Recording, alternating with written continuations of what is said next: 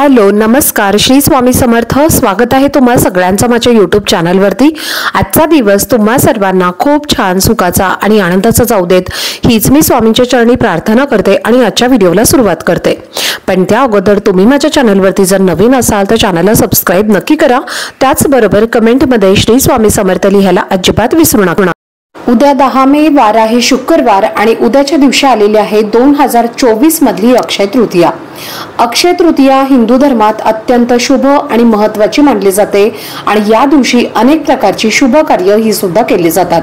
अक्षय तृतीया दरवर्षी वैशाख महिन्यातील शुक्ल पक्षातील तृतीया तिथीला येत असते आणि अक्षय तृतीयाचा हा दिवस 3.5 मुहूर्तांपैकी एक दिवस मानला जातो आणि त्यामुळे या दिवशी कपडे, सोन्या चांदीची खरेदी, दागिने, वाहन खरेदी, घर मालमत्ता यांची खरेदी करणं हे अत्यंत शुभ मानलं जातं।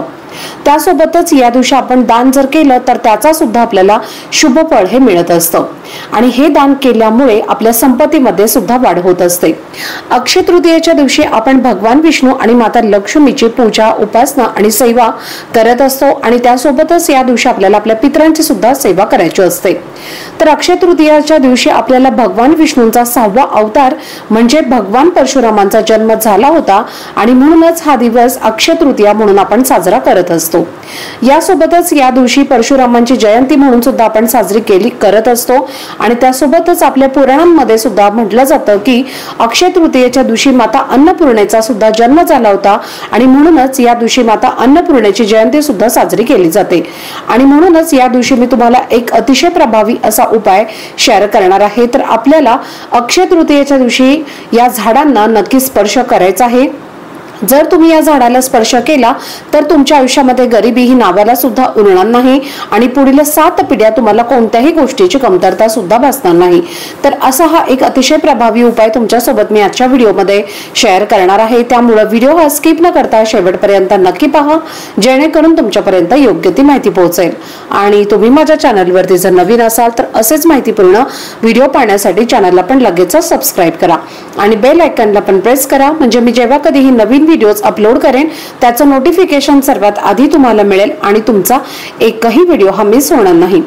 तर पहा, अक्षय तृतीयेला सोनं चांदी जर आपण खरेदी केलं किंवा कुठल्याही प्रकारची मालमत्ता आपण जर या दिवशी खरेदी केली तर ती अक्षय राहते म्हणजे ती कधीही आपल्याला मोडायची किंवा विकायची ही गरज पडत नाही। सोनं नाणं खरेदी केल्यामुळे आपल्या संपत्तीमध्ये वाढ होते म्हणजे पैशाला पैसा हा टिकायला सुरुवात होतो, पैशाला पैसा हा जोडला जातो आणि लक्ष्मीला लक्ष्मी ही जोडली जाते आणि म्हणूनच या दिवशी सर्व काही शुभ कार्य हे केली जातात। पण सोन्या चांदीचे भाव आता इतके वाढलेले आहेत की आपल्याला प्रत्येकाला सोनं चांदी खरेदी करणं हे शक्य नाही।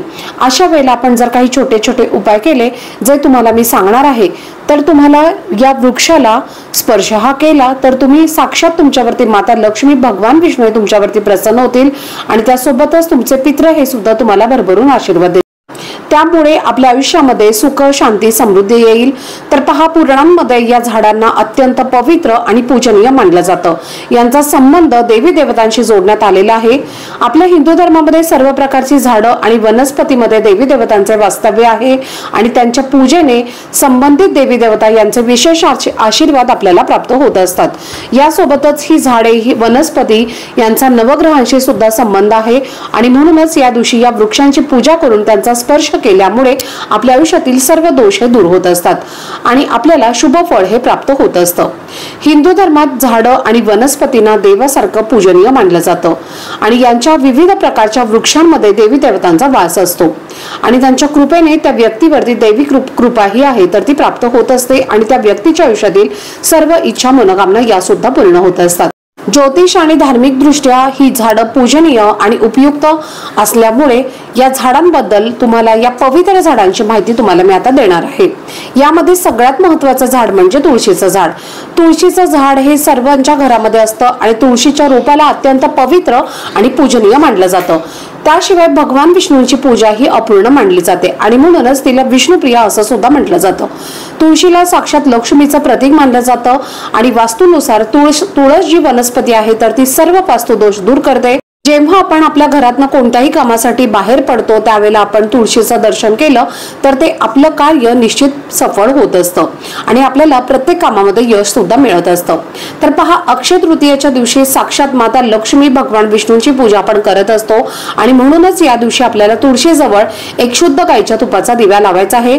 तुळशीला हळदी कुंकू अक्षदा आपल्याला या 3 वस्तू अर्पण करायच्या आहेत आणि यानंतर हळद कुंकू मिक्स करून त्याची पेस्ट बनवून त्याचं एक स्वस्तिक तुम्हाला तुमच्या तुळशीच्या वृंदावनावरती किंवा तुळशीच्या बाजूला तुम्हाला काढायचं आहे।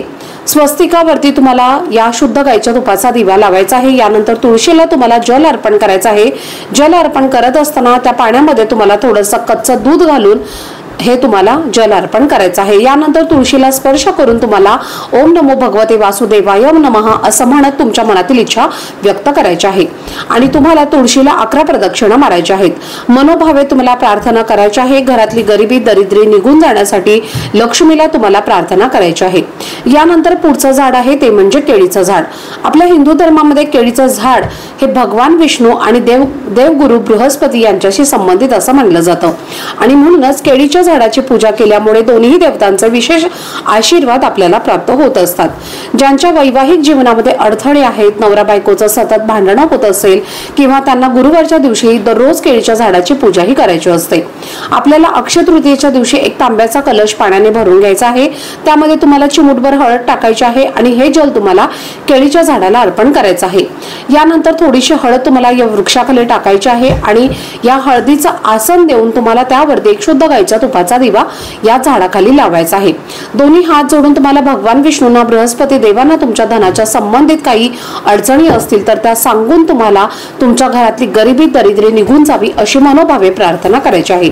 यानंतर या वृक्षाला तुम्हाला 11 प्रदक्षिणा मारायच्या आहेत आणि तुमच्या मनातील इच्छा व्यक्त करत असताना तर तुम्हाला वृक्षाला आवर्जून स्पर्श करायचा आहे। स्पर्श करूनच तुम्हाला तुमच्या मनातील इच्छा व्यक्त करायची आहे। यानंतर पुढचं झाड आहे ते म्हणजे पिंपळाचं झाड। अक्षय तृतीयेच्या दिवशी पिंपळाच्या वृक्षाची पूजा करण्याला अनन्यसाधारण महत्त्व आहे। पिंपळ वृक्षामध्ये साक्षात भगवान विष्णू वास करतात आणि या संपूर्ण झाडाचं स्वरूप भगवान विष्णूंचं मानलं जातं आणि या झाडाच्या मुळांमध्ये साक्षात माता लक्ष्मी वास करतात आणि या झाडामध्ये पितरांचा सुद्धा वास असतो आणि म्हणूनच अक्षय तृतीयेच्या दिवशी आपल्या पितरांचे भगवान विष्णू आणि माता लक्ष्मी यांची आपण पूजा करत असतो आणि म्हणूनच या वृक्षाला तीळ घालून तुम्हाला पाणी अर्पण करायचं आहे। एक तांब्याच्या कलशामध्ये थोडेसे तीळ टाकायचं आहे। हे जल तुम्हाला वृक्षाला अर्पण करायचं आहे आणि त्यानंतर तुम्हाला मोहरीच्या तेलाचा दिवा या वृक्षाखाली लावायचा आहे। आता मोहरीचं तेल तुमच्याकडे नसेल तर तुम्ही इतर तेल घातलं तरीही चालेल। त्यामध्ये चिमूटभर पिवळी मोहरी किंवा काळी जी मोहरी असते तर ती सुद्धा टाकली तरीही चालेल। तर अशा पद्धतीने एक दिवा तुम्हाला या पिंपळ वृक्षाखाली लावायचा आहे। यानंतर या वृक्षाला तुम्हाला 11 प्रदक्षिणा मारायच्या आहेत। भगवान विष्णू माता लक्ष्मीला तुमच्या घरामध्ये प्रवेश करण्यासाठी प्रार्थना करायची आहे। घरातली गरिबी दरिद्री निघून जाण्यासाठी सुद्धा तुम्हाला प्रार्थना करायची आहे। यानंतर पितरांना सुद्धा तुम्हाला प्रार्थना करायची आहे। जर तुमचं काही चुकलं असेल तर तुम्हाला माफ करा असा आशीर्वाद आणि तुमचा आशीर्वाद हा आमच्यावरती असू द्या अशी तुम्हाला तुमच्या पितरांना प्रार्थना करायची आहे। यानंतर या वृक्षाला स्पर्श करून ओम नमो भगवते वासुदेवाय म्हणत तुमच्या मनातील इच्छा व्यक्त करायची आहे। यानंतर पुढचं झाड आहे ते कदंबाचं झाड। तर या वृक्षाला आपल्या हिंदू धर्मात अत्यंत पवित्र आणि शुभ मानलं जातं आणि हे झाड भगवान श्रीकृष्ण आणि माता लक्ष्मी यांच्याशी संबंधित आहे। कदम वृक्षाखाली बसून तुम्ही साधना आणि पूजा केल्यामुळे धनाची देवी लक्ष्मीचा आशीर्वाद आपल्याला प्राप्त होत असतो आणि म्हणूनच या दिवशी माता लक्ष्मीला प्रसन्न करून घेण्यासाठी घरातली गरिबी दूर करण्यासाठी या वृक्षाखाली तुम्हाला एक शुद्ध गाईच्या तुपाचा दिवा लावायचा आहे। या वृक्षाला स्पर्श करून तुमच्या मनातील इच्छा सुद्धा तुम्हाला व्यक्त करायची आहे आणि जो पण तुम्हाला कुठला माता लक्ष्मीचा मंत्र येतो तर तो मंत्र सुद्धा तुम्हाला वृक्षाला स्पर्श करून म्हणायचा आहे आणि यानंतर तुम्हाला तुमच्या मनातील इच्छा व्यक्त करायची आहे। यानंतर पुढचं वृक्ष आहे ते म्हणजे शमीचं झाड। शमीचं झाड हे प्रत्येकालाच माहिती आहे आणि याला सौंदड असं सुद्धा म्हटलं जातं। तर आपल्या हिंदू धर्मामध्ये शमीच्या झाडाला तुळशीच्या झाडा इतकंच पवित्र आणि पूजनीय मानलं जातं। शमीची पानच नाही तर लाकूड मुळासहित या प्रत्येक गोष्टीला धार्मिक महत्त्व आहे आणि शमीचं पान जे आहे तर ते भगवान शिव आणि श्री गणेश आणि शनिदेवांना सुद्धा अर्पण केलं जातं आणि म्हणूनच अक्षय तृतीयेच्या दिवशी या वृक्षाला सुद्धा खूप महत्त्व दिलं जातं। तर या वृक्षाखाली सुद्धा तुम्हाला एक शुद्ध गाईच्या तुपाचा दिवा लावायचा आहे आणि या झाडाला सुद्धा हात लावून तुमच्या मनातील इच्छा तुम्हाला व्यक्त करायची आहे। आता ही जी काही 5 तुम्हाला मी झाडं सांगितलेली आहेत, तुमच्या घराच्या आजूबाजूला जिथे कुठे वृक्ष असेल तर या वृक्षाला हात लावून तुमच्या मनातील इच्छा तुम्हाला व्यक्त करायची आहे आणि सांगितल्याप्रमाणे या वृक्षाची पूजा करायची आहे। सांगितल्याप्रमाणे तुम्हाला सर्व झाडांची पूजा करण्याची गरज नाही। तुमच्या घराच्या आजूबाजूला जे कोणतंही सांगितलेलं झाड असेल तर त्या झाडाची पूजा तुम्हाला या अक्षय तृतीयेच्या दिवशी करायची आहे। तर चला, झालेली सेवा ही मी स्वामी महाराजांच्या चरणी अर्पण करते। आजचा व्हिडिओ जर तुम्हाला आवडला असेल, माहितीपूर्ण वाटला असेल तर व्हिडिओला जास्तीत जास्त लाईक, शेअर आणि चॅनलला सबस्क्राईब नक्की करा। भेटूयात पुढच्या व्हिडिओमध्ये। तोपर्यंत सर्वांना श्री स्वामी समर्थ।